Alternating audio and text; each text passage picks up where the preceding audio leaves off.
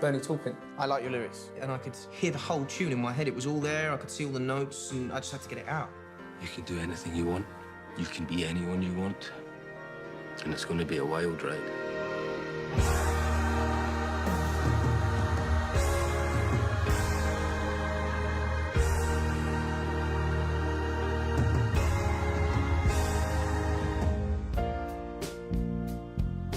This project came to life over 10 years ago. We had just opened up Elton's Red Piano Show in Las Vegas, and some of the content that was created for that show was starting to dive into Elton's visual history and bring it to life on the screen, on the stage.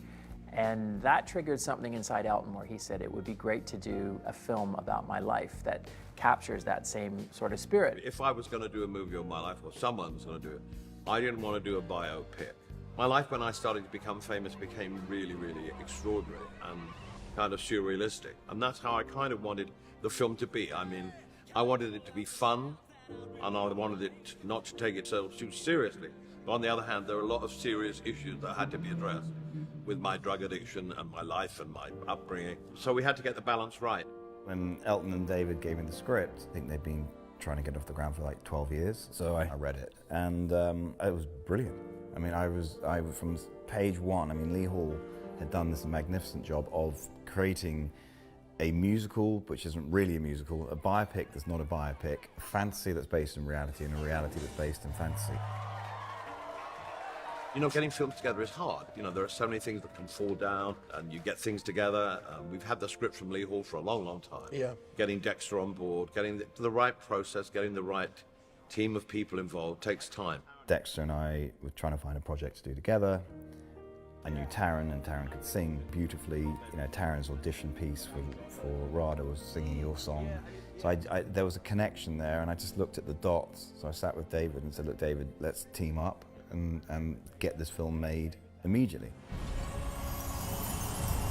Here was a film that opened with a man sitting down in rehab saying, I'm an alcoholic and a cocaine addict and, you know, a bulimic. And immediately I'm like, okay, here's a list of 7 really dark processes and parts of the human psyche of someone that we think we know that are going to be unpacked throughout this story. That's what got me engaged, and then it's like, and then how do I play with that? How do I now sort of tell that story? How do I show these incredible points in this journey? You know, that's like, how do we elevate this? And I think Dexter, you know, as a young child actor, very much come through the British entertainment industry from a young boy up until the present day. He had the perspective that I think you need to bring to tell a story like this. He also had the great experience of working with Taron on Eddie the Eagle, which he did a fantastic job on. And so Matthew and I really thought that the combination of Taron and Dexter together, again, would be exactly what this film needed. Once I knew that the storytelling allowed me to totally indulge all these kind of crazy ideas and not just have to go, and then he did this, and then he did that, and then he did this, then I knew I had a really great sort of like platform to just be really crazy. And because of the nature of who Elton is and who we understand him to be, it's not amazing that you would want to do something fantastical.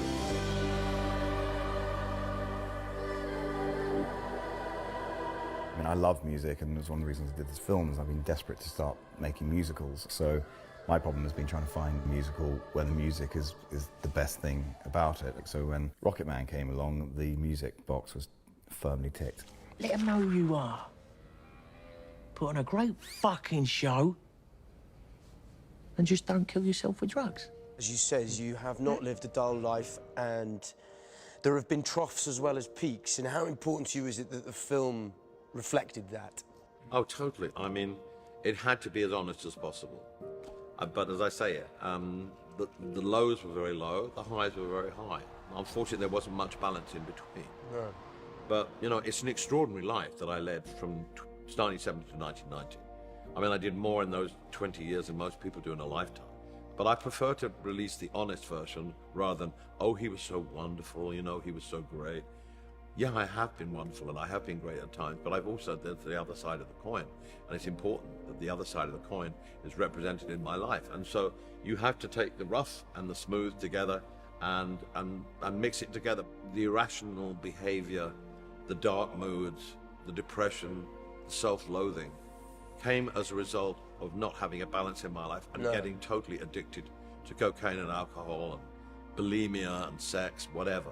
And that's represented in the film. It doesn't cut corners. And I didn't want it to cut corners. My life, how can you tell my life with cutting corners? So the remit and the brief from the beginning was very clear, was that he wanted to have a fantasy version of his life, something that was larger than life, something that explodes off the screen, not as it happened exactly, but as the most fantastical version of it.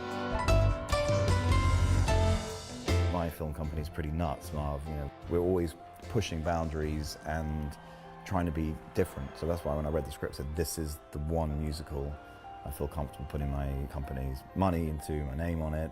And I wanted to fight for David and Elton's vision, because they brought it to me and it was great, so it deserved to be made. It's very much the spirit of Elton's life and the humanity of the journey that he had to go on.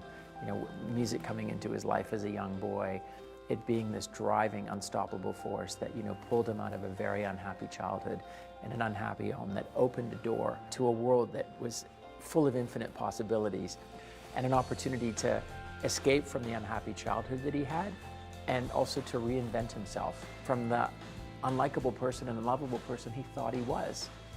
And that's the thing about the film. I'm so thrilled with it because it's an accurate reflection of who I am. It's not bullshit. It's completely the truth. And I just think there are so many instances in this movie where things happen to you and it's like, what? But that's what the way it was. Wow.